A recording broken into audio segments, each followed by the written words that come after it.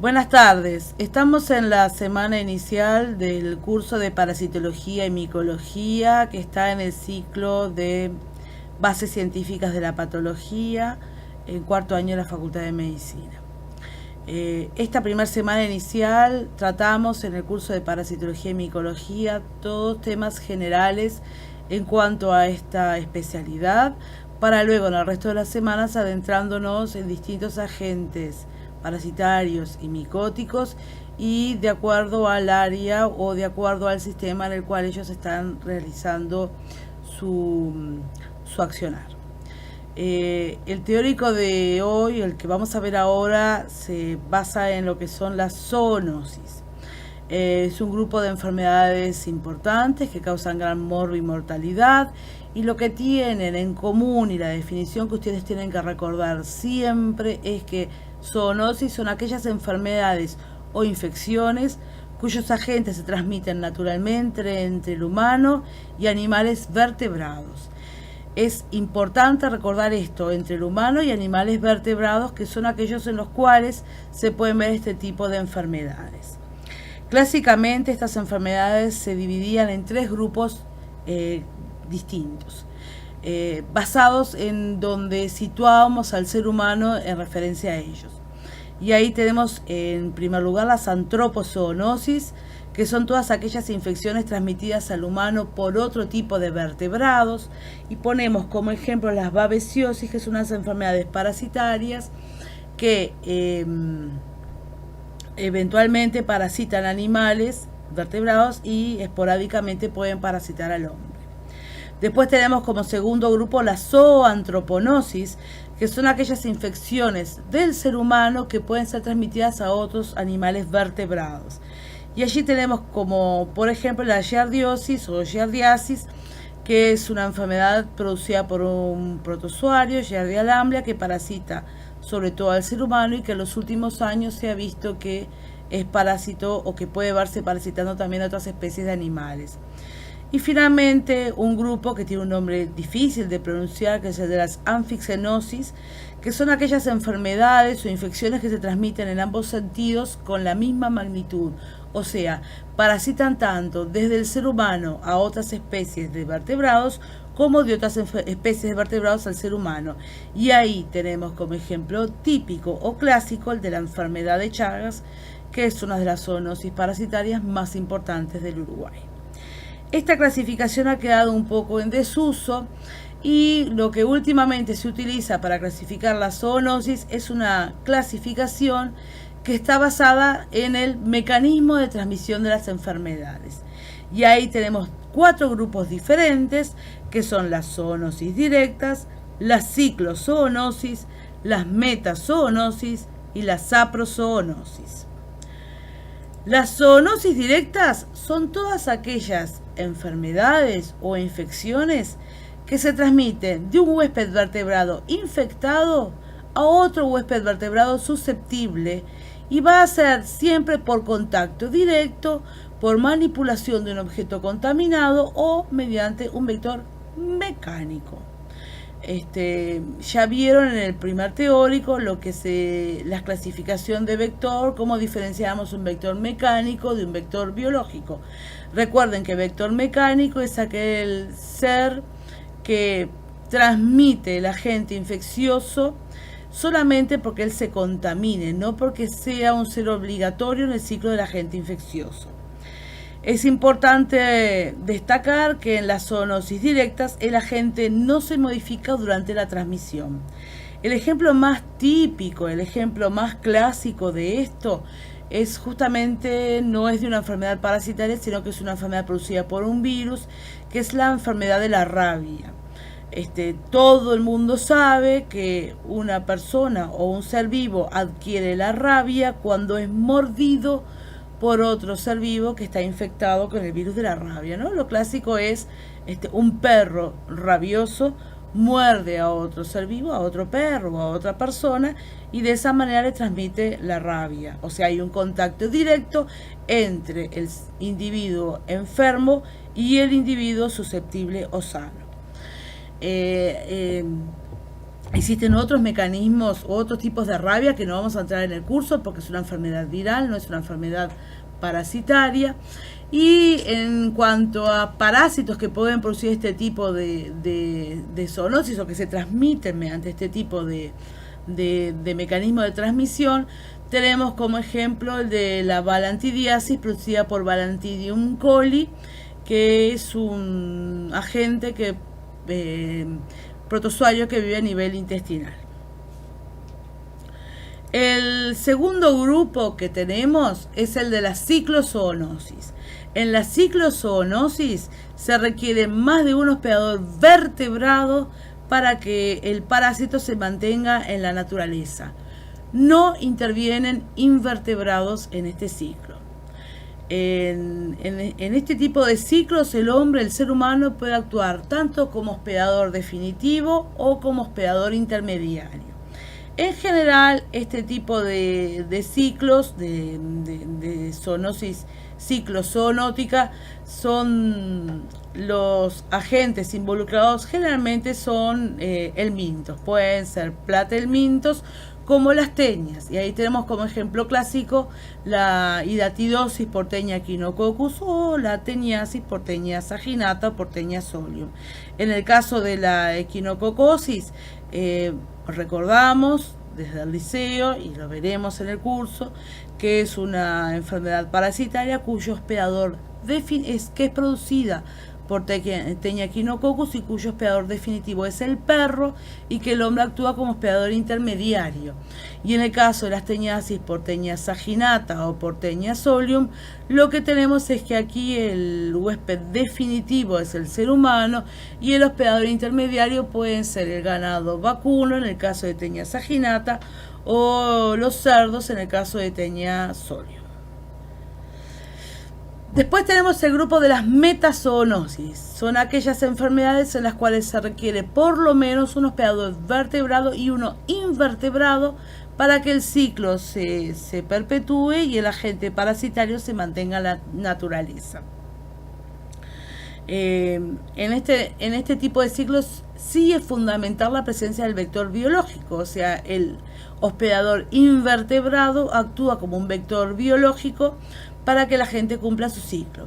Y aquí tenemos todas aquellas enfermedades parasitarias transmitidas por vectores, como pueden ser la enfermedad de Chagas, la leishmaniasis, el paludismo, en los cuales es necesario que exista un invertebrado que actúe como vector. Sin embargo, pueden haber diferencias en cuanto al rol que cumple el humano en estos ciclos. Por ejemplo, en el caso de enfermedad de Chagas o de leishmaniosis, no hablamos de hospedador definitivo ni de hospedador intermediario, porque cuando hablamos de hospedador definitivo o hospedador intermediario, recuerden que nos estamos refiriendo a aquel ser en el cual se cumple la etapa de reproducción sexuada del protozoario o aquel ser vivo que alberga el estadio adulto del parásito. En el caso de estos protozoarios, tanto Leishmania como Trypanosoma cruzi, agente de la enfermedad de Chagas, son protozoarios que no tienen ciclo de etapa de reproducción sexuada, por lo tanto no hablamos de hospedador definitivo ni de intermediario, sino que hablamos simplemente de huésped vertebrado o huésped invertebrado. En el caso de, por ejemplo, la fascioleasis producida por fasciola hepática, tenemos el hospedador invertebrado, que son caracoles, en los cuales se reproduce el parásito en sus formas inmaduras, y el estadio adulto se ve en los vertebrados, que puede ser tanto el ganado ovino como el ser humano, etc. El último grupo es el de la saprozoonosis, que son aquellas infecciones que son producidas por agentes que requieren que el lugar de desarrollo o reservorio sea el suelo o vegetales o materia orgánica, o sea, que el lugar en el cual se desarrolla no es un animal ni vertebrado ni invertebrado. Son todas aquellas enfermedades que las adquirimos porque el reservorio de las mismas es el suelo. Y para el caso tenemos como ejemplos clásicos o típicos, las larvas migrantes, tanto visceral como cutáneas, cuyo agente infeccioso es adquirido por estar en contacto con el suelo. También algunas micosis, la leptospirosis, etc. Creo que hasta aquí va bastante claro en cuanto a cómo se clasifican los ciclos en lo que es en referencia al cómo el hombre se coloca en función de ellos o a los mecanismos a los ciclos en los cuales se transmite la enfermedad. Vamos a poner algunos ejemplos de enfermedades parasitarias zoonóticas según el tipo de agente. O sea, en el caso de los protozoarios tenemos un sinnúmero de parásitos protozoarios que pueden producir zoonosis: tripanosomiasis producida por Trypanosoma cruzi, giardiasis producida por Giardia lamblia, toxoplasmosis producida por Toxoplasma gondii, microsporidiosis producida por Microsporidios, etc. En el caso de los nematelmintos, que son aquellos gusanos cilíndricos, tenemos la anquilostomiasis producida por los ancilostomios, la triquinosis producida por Trichinella spiralis, la toxocariasis producida por Toxocara canisocati, etc. En el caso de los platelmintos, que son todos aquellos gusanos chatos o vulgarmente conocidos como teñas, tenemos como ejemplo las teñiasis, la hidatidosis, la fascioliasis, himenolepidiasis, cenurosis, etc. Y finalmente, dentro del grupo de los artrópodos, tenemos como ejemplos típicos y clásicos las miasis, que son el parasitismo producido por las larvas de moscas, o la tungiasis, que es el parasitismo producido por una pulga que se llama Tunga penetrans, que ya verán cuando veamos el tema de los artrópodos. Las zoonosis son enfermedades que se conocen desde siempre, pero que sin embargo nos plantean enormes desafíos a pesar de estar ya en el siglo XXI, ¿no? Teníamos las zoonosis que eran endémicas en nuestro país, las clásicas, pero también tenemos zoonosis emergentes y zoonosis reemergentes. Las endémicas son aquellas en las cuales su existencia data de siempre y los típicos ejemplos de zoonosis endémicas en el Uruguay son la enfermedad de Chagas y la hidatidosis. Tenemos zoonosis emergentes, que son aquellas que son nuevas para el país, son aquellas en las cuales no teníamos presencia previa de la misma en el territorio nacional, y el ejemplo típico muy nombrado y con mucha prensa de los últimos tiempos, el de la leishmaniasis. Y tenemos las zoonosis reemergentes, que son aquellas en las cuales fueron controladas y sin embargo en el último tiempo volvieron a aparecer. No tenemos grandes ejemplos en cuanto a zoonosis reemergentes a nivel parasitario, pero sí hay un enorme problema a nivel regional que se está dando con una zoonosis reemergente, que es que son enfermedades producidas por arbovirus y transmitidas por insectos, como puede ser, por ejemplo, la fiebre amarilla. Y tenemos la zoonosis, tenemos un gran desafío porque las tenemos que se dan tanto en ámbitos rurales como urbanos, y tenemos lo que es el espacio de interrelación entre el campo y la ciudad, que nos ofrece un sinnúmero de escenarios en los cuales este tipo de enfermedades pueden proliferar y perpetuarse en forma persistente. ¿Cuál es la importancia de las zoonosis? Tenemos que valorar a distintos tipos de aspectos, ¿no? O sea, estuvimos pensando en el momento de armar esta presentación en cuanto a lo que son los aspectos antropocéntricos vinculados a la presencia de este tipo de enfermedades. Y allí tenemos en general un tema en cuanto a lo que es la exposición a agentes zoonóticos cuyos reservorios son animales salvajes, ¿no? Que puede ser por caza o por consumo de los mismos, o por tareas de esparcimiento o laborales en áreas silvestres.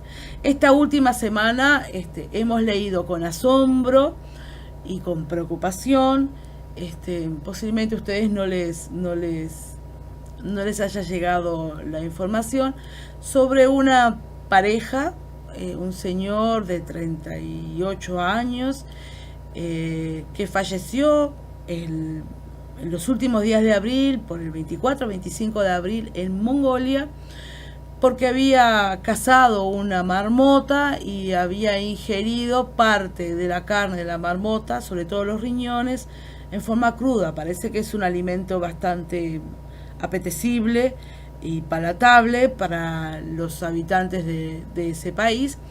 Y bueno, en el momento de casarla le ofreció a su esposa también de esa misma comida.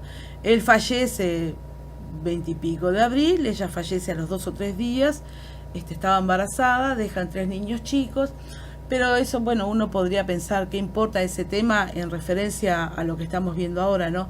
Sino que generó una alerta sanitaria muy importante, con una barrera sanitaria que se impuso con el control de los aviones y con el no permitir la salida de turistas de Mongolia durante 10 días por el intento de controlar el posible brote de peste bubónica, ¿no? Uno pensaría, peste bubónica, una enfermedad poco menos del medioevo, ¿no? Bueno, pero es una enfermedad zoonótica, no es producida por un protozoario, es producida por una bacteria, que afecta a roedores y al ser humano, y que bueno, que eventualmente se pueden ver brotes. ¿A qué vino todo este tema, esta cháchara, en referencia a los aspectos antropocéntricos? Es que muchas veces nosotros mismos nos exponemos a agentes zoonóticos, como ya les dije, cuyos reservorios son animales salvajes, y nos exponemos porque por caza o por consumo de los mismos, o por tareas de esparcimiento o labores en áreas silvestres. Una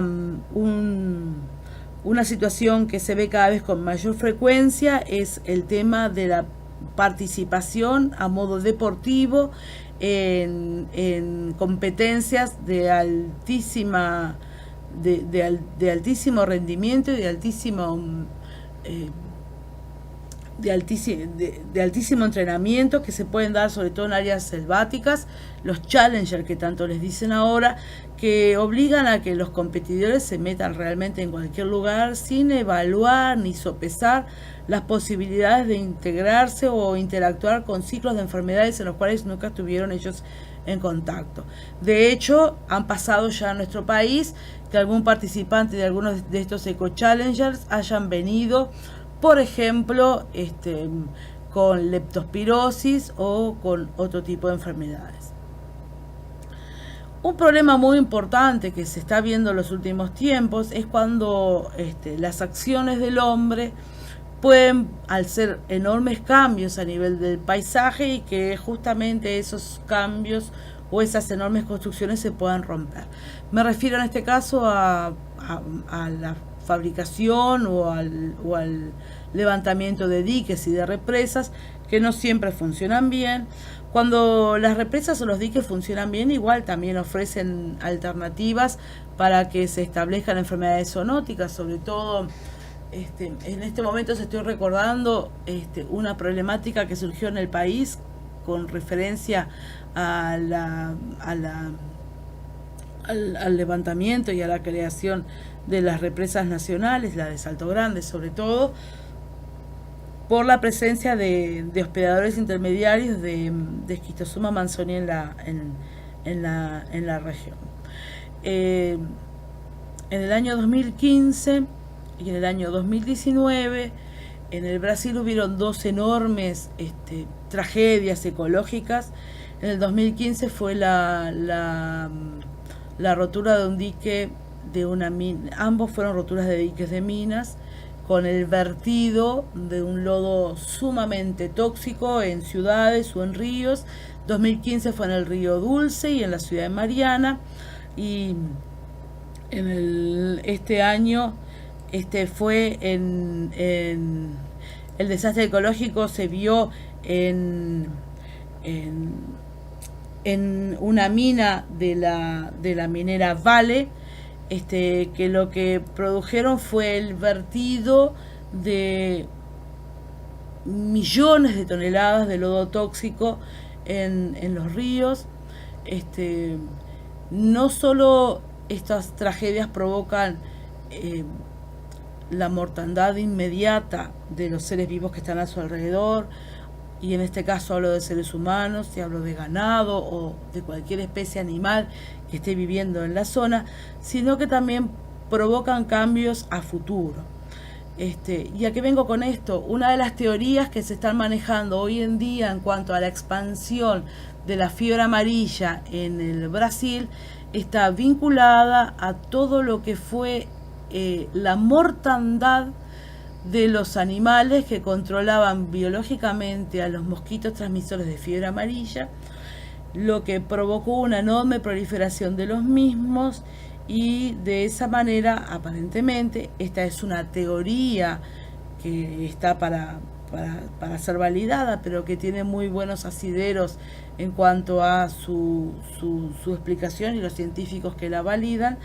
Con esta teoría ellos piensan que estas tragedias lo que hicieron fue, al eliminar los animales predadores de los mosquitos, ellos proliferaron en forma muy importante, se infectaron y de esa manera están transmitiendo y sacando lo que es el ciclo de fiebre amarilla del ámbito selvático en el que estaba a ámbitos rurales y periurbanos.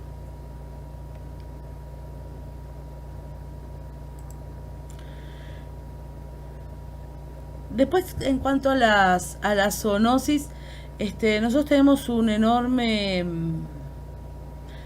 enorme responsabilidad en cuanto a lo que es la presencia o no de estas enfermedades en los ámbitos en los que vivimos.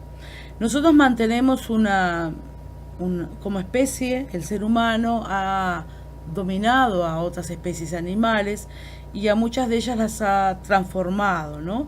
Entonces, algunas especies animales son animales de compañía nuestros, otras especies de animales nosotros los transformamos como productores de alimentos, y con todos estos animales nosotros tenemos un tipo de interrelación que es variable, y no solo es variable la interrelación que mantenemos con ellos, sino la oferta en cuanto a la protección o al espacio o al abrigo que les damos para su vida. Poniendo estas palabras en tierra y en lenguaje de todos los días, los animales los podemos dividir en 4 grandes grupos, que son aquellos animales de compañía, un grupo; otro grupo son los sinantrópicos; un tercer grupo son los productores de alimentos; y un cuarto grupo son los salvajes o semisalvajes. Nuestra relación con los animales de compañía es una relación muy estrecha. Son seres vivos, sobre todo perros y gatos, a los cuales nosotros invitamos, de esta manera de decirlo queda claro y no se olvidan más, invitamos a vivir en nuestras viviendas a aquellos seres vivos a los que nosotros elegimos para acompañarnos en la vida, y que, bueno, mantenemos una relación bastante estrecha con ellos. Hay gente que a los perros sigue tratándolos como perros, pero, o sea, los cuida, los ama, los alimenta. Y hay gente que tiene una relación con los perros que es bastante más estrecha de lo que usualmente uno debería esperar. Además de los perros y los gatos y algún otro animal doméstico que nosotros tengamos vinculados a nuestras viviendas son recorridas o visitadas en forma periódica o incluso habitadas por animales sinantrópicos. Los animales sinantrópicos son todos aquellos animales que viven en nuestras casas o que están en las cercanías de nuestras casas, pero los cuales nosotros no invitamos en forma coloquial, pero queda claro y me van a entender bien el concepto, no invitamos a vivir con nosotros. Y allí tenemos, por ejemplo, en esta diapositiva, en el centro, la foto de una comadreja, que es un animal sinantrópico que se acerca muchísimo a las viviendas para alimentarse de lo que nosotros tenemos, de las frutas que podemos plantar, de las uvas que podemos tener en los parrales, de la basura que podemos desechar, pero que en realidad es un animal que no vive en general en las casas. Se acerca mucho, no nos gusta, no lo invitamos a vivir con nosotros, y si podemos lo combatimos.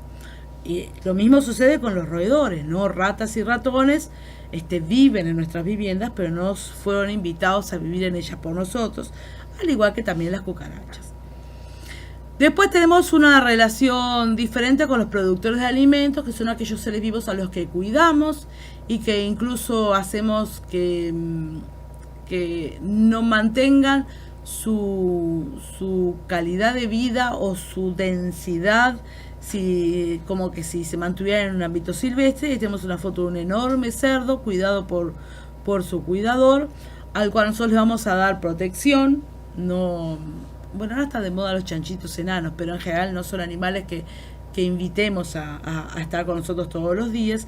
Y como último grupo de animales tenemos aquellos animales salvajes y semisalvajes que pueden eventualmente estar en cercanías del ser humano o no. Todos estos animales pueden ser portadores, pueden ser hospedadores definitivos u hospedadores intermediarios de agentes zoonóticos, y al tener esta estrecha o menos estrecha pero relación al fin con nosotros, pueden directamente hacernos interactuar o permitir interactuar en los ciclos de transmisión de los agentes zoonóticos. Recordemos que aquí siempre somos nosotros los seres humanos los que estamos flechando, digamos, la posibilidad de la cercanía o no de transmisión de los agentes. Finalmente tenemos dentro de los grupos o de los factores humanos que influyen en la prevalencia, las fluctuaciones en las grandes poblaciones animales. Por ejemplo, lo nombré en la diapositiva anterior, pero es bueno recordarlo. No es normal tener, por ejemplo, cuando digo normal me refiero a que no es natural tener, por ejemplo, la cantidad de ganado que tenemos por hectáreas, que eso está dado sobre todo porque no tienen predadores naturales las vacas en nuestro país, y porque además nosotros hacemos que las poblaciones de ese ganado estén mejoradas porque los cuidamos, los tratamos, les damos antibióticos, los vacunamos, los desparasitamos.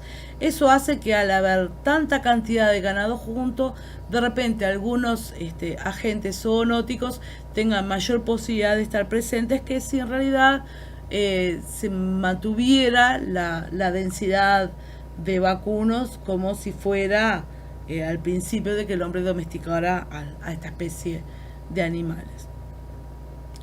Otro gran tema en el caso de de la importancia y estos factores que influyen en la prevalencia de las enfermedades está dado sobre todo con algo que cada vez se ve más, que es el transporte ilegal de animales salvajes. La gente gusta de tener animales en sus casas exóticos o salvajes. Hay un enorme tráfico de seres vivos cruzando los océanos para un lado y para el otro. Quien haya viajado recientemente a Europa, seguramente, capaz que no, pero si estuvo atento, se sorprendió por la presencia de cotorritas en la península ibérica. No, los citácidos no son de Europa, los loros son del continente americano y de otros continentes, pero no son del continente europeo. Y las cotorritas nuestras, las cotorritas argentinas, como dicen en España, del género Miopsita, cruzaron el océano Atlántico en forma indeseada por parte de ellos. No fue un cruce pensado entre comillas por los loros, sino que fue un contrabando, y escaparon algunos ejemplares y bueno, colonizaron muy bien ciudades como Barcelona, Madrid, etcétera, al punto tal que en este momento para los ayuntamientos de las grandes ciudades españolas la presencia de las cotorritas es un enorme problema, porque no tienen especies de árboles con ramas suficientemente fuertes como para soportar los enormes nidos de estos pájaros, y porque además ellos, que tienen una muy buena adaptabilidad, están desplazando a aves autóctonas del lugar. ¿A qué veo con esto? Pues en realidad uno diría, ¿qué importan las cotorritas? Simplemente a que el transporte ilegal de animales salvajes hace que vayan de un lado para el otro especies de animales que no deberían moverse del lugar en el cual están. Otro ítem en el cual tenemos que recordar en cuanto a los factores antrópicos que influyen en la prevalencia de estas enfermedades son netamente vinculados al comportamiento humano, sobre todo a prácticas religiosas, laborales o sanitarias. Y aquí los invito a que lean o que se interioricen de lo que es la población o tribu de los Turkana y su relacionamiento con la hidatidosis. Este es un tema apasionante que lo pueden encontrar en cualquier libro de parasitología. Si no lo encuentran y si tienen interés, podemos ampliar en algún otro momento sobre los distintos motivos por los cuales la tribu de los turcanas son de las poblaciones humanas que tienen una mayor prevalencia de hidatidosis en el planeta. Costumbres que uno moriría del asco o muere del asco al enterarse de cómo son, pero que bueno, que para ellos son técnicas o prácticas habituales de vida. Y después tenemos que recordar que nuestros hábitos alimentarios, ¿no? O sea, hay un grupo de enfermedades zoonóticas que se transmiten por la ingestión de carne cruda o mal cocida, y allí tenemos la teniasis o la toxoplasmosis. O sea, es necesario que el individuo susceptible ingiera la carne cruda o mal cocida para infectarse. Son zoonosis propiamente dichas, o algunas otras se transmiten por contaminación del alimento o por mal lavado, y que necesariamente no todas esas últimas sean zoonóticas. Por ejemplo, en este último caso podemos tener la giardiasis, etc. Finalmente, todas estas enfermedades merecen vigilancia y control. La vigilancia y el control se produce de acuerdo a distintos parámetros, como pueden ser educación de la población, información de estas enfermedades en tiempo y forma, donde tiene que haber una estrecha cooperación entre los servicios médicos y veterinarios. Hay que hacer inspección de los alimentos, sobre todo la inspección de los alimentos en mataderos o en lugares de faena de animales. Manejo ambiental donde uno pueda realmente descartar bien los desechos y las excretas. Y muchas de estas enfermedades están incluidas en el Código Nacional de Notificación Obligatoria de Vigilancia Epidemiológica del Ministerio de Salud, siendo la mayoría de ellas enfermedades de notificación semanal, integrantes del grupo B. Y recordar finalmente que las zoonosis pueden ser enfermedades de riesgo profesional, sobre todo para un grupo que está en riesgo permanente, es el de los veterinarios, porque son los que en general atienden a los animales que están parasitados o enfermos sin muchas veces saberlo de ello.